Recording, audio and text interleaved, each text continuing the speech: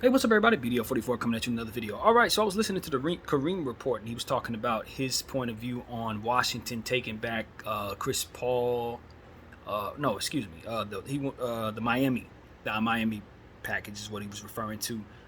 Kyle Lowry and Duncan Robinson.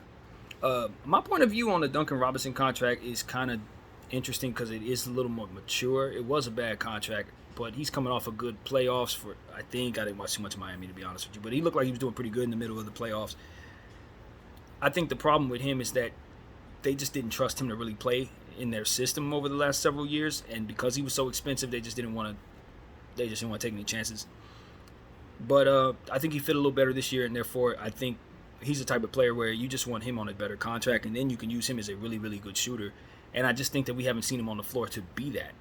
Um, so I think if he were to go to Washington, maybe they draft Anthony Black. Now you got an opportunity for him to have somebody getting him the ball. You keep Corey Kispert to move on. I don't know, but you got a lot of shooting there. It gives you an identity that can shoot the ball a lot around a non-shooting point guard. So I have them taking Anthony Black. I already got him penciled there, even though he may not go there. They may take Taysom Wallace. They may do other things, but I don't know.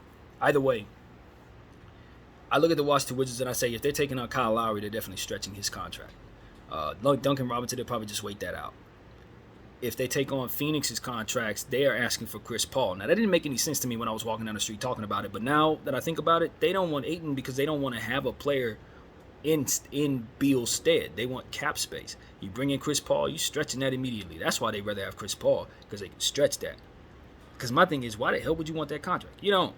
You want it off your books, and you're willing to do the dirty work that the Phoenix Suns are likely unwilling to do right now, since they look like they were going to do it, but you can clearly see they saw another way to move on from it without stretching it, and here it is.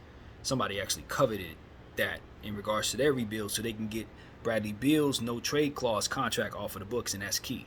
You want that no trade clause contract somewhere else if you're Washington.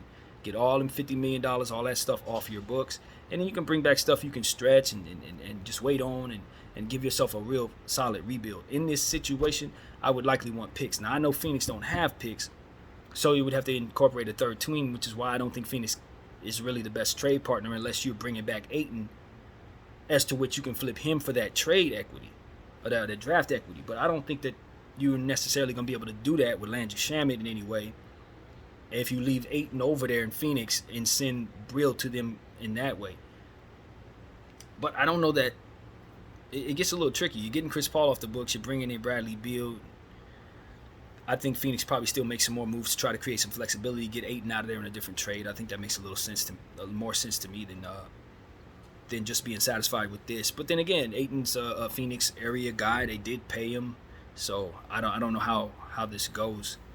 But nevertheless, I look at the Washington Wizards and I just say they just want to clear up cap space. They want to clear up as much cap space as possible, start their rebuild. I think they have all of their natural picks, I believe, and they'd probably like to bring somebody else's in as well so they can have some kind of quasi Utah OKC kind of thing going on with this brand new president that they brought in from the Clippers. So I don't know what his vision is, but it likely is a rebuild, absolutely utter rebuilds, ground up. And they got some young players that can make it make sense, like Corey Kispert and Denny Advija, that they can just jumpstart the rebuild as role players that are high level, that are trending upward. So, that's what I think of the Washington Wizards. I think their rebuild is rather clean. I said it last summer that I thought they were one of the easier teams to want to GM because they had everything. And a lot of their contracts weren't crazy to move except for Bradley Beal's.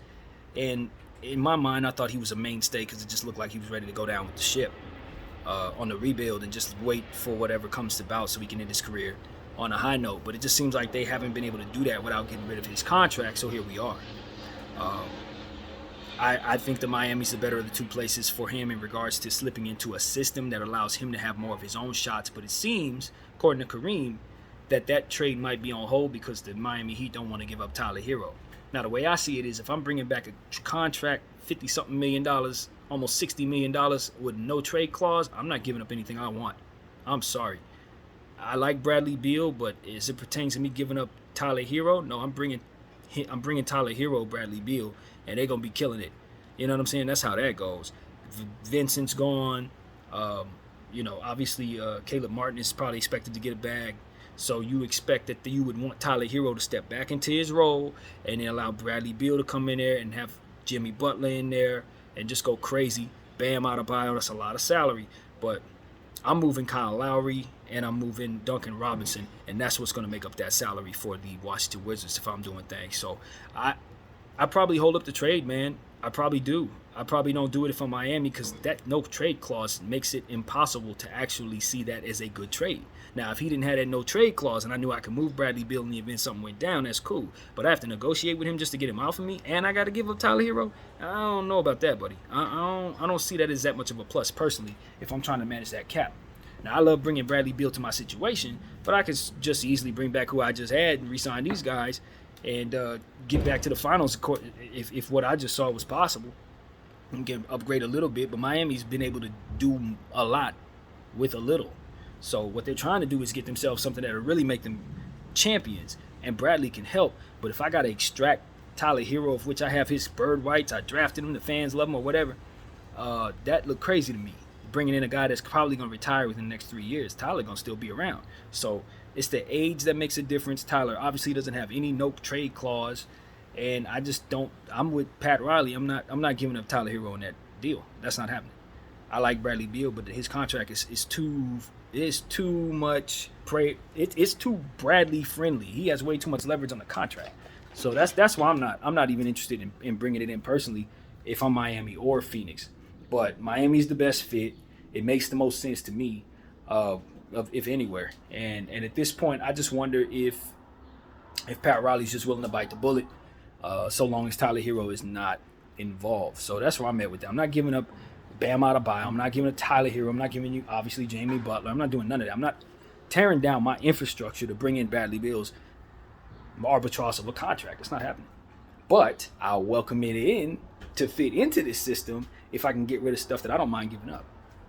So as I said earlier, I might be willing to give up Nikola Jovic, even though me personally I'm a fan of him, probably wouldn't want to do that either. To make Bradley Beal come to this team, I'd probably give up an underdeveloped player who has high upside but is coming off a broken leg or something like that.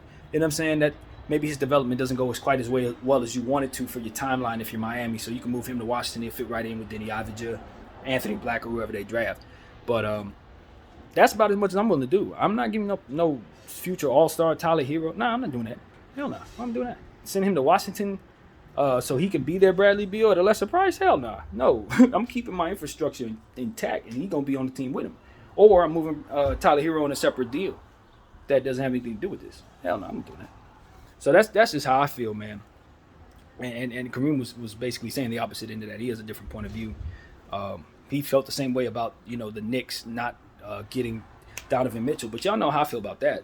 Donovan Mitchell's contract is another one of those contracts that is... I like Donovan Mitchell because he's younger and he's proven he's a heck of a player. But, it's one of those situations where if I'm the Knicks, I'm not giving up those picks. The Knicks have a plethora of picks, and I personally believe they're better with them than without them. Period. If you're going to mortgage your future, you're going to pay for it like every team that mortgages their future. And Donovan Mitchell was a hell of a player, probably worthy of that. But it don't mean that if I'm the Knicks, I'm going to put myself in the pool of teams that don't have their picks going forward. I'm not doing that. Especially since I have a fairly talented team already with young players that will fit that timeline as we continue to tumble forward and be able to have the draft. And plus, the Knicks have always been a team that's had bad luck in the draft.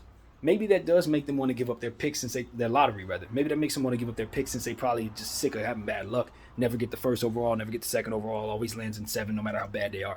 So maybe they look at their picks a certain way. But my thing is, the more picks I have, the less likely that happens. Give me more of them, and I can get the best pick of the litter. So I'm a firm believer that picks is what keeps you flexible in an ever-changing market.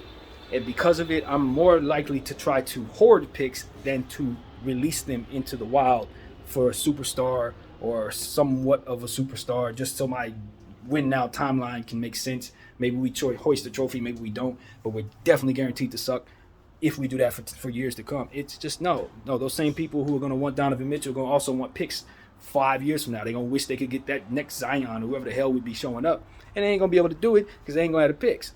But they will have history of Donovan Mitchell doing whatever he did, and maybe that's enough for him. But for me, hell no. Keep my picks. I'll draft the next Donovan Mitchell. See what I'm saying? So that's how I think. I don't need no superstar. I never do. I need superstars to win, but I also can develop them too.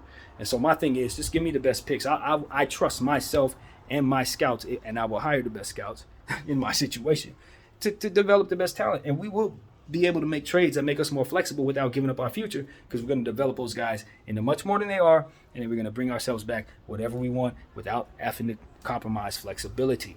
That is the position the Knicks are in, the Washington Wizards are in, and that's the position you want to stay in. So you can listen to people who want to trade all your picks for a superstar if you want, but they don't see what I see coming down the pipeline, which is a bunch of drafts full of young players that could be Wembanyama-ish, could be Zion Williams, could be all kinds of other mutation stuff that could be awesome. And we ain't seeing that coming because you only think about today. Today is not the day you want to be worried about. It's forevermore, especially when you control of a franchise. So that's what we're thinking about. Mortgage your future if you want to. And you see how hard it is to get out from under that. You know what I mean? It is difficult. So that's what I have to say, man. So that is what I have to say. That's about the end of the conversation at hand. I got some food to eat. And of course, I'll be giving you guys more a little later. BDF44. Thank you all for watching.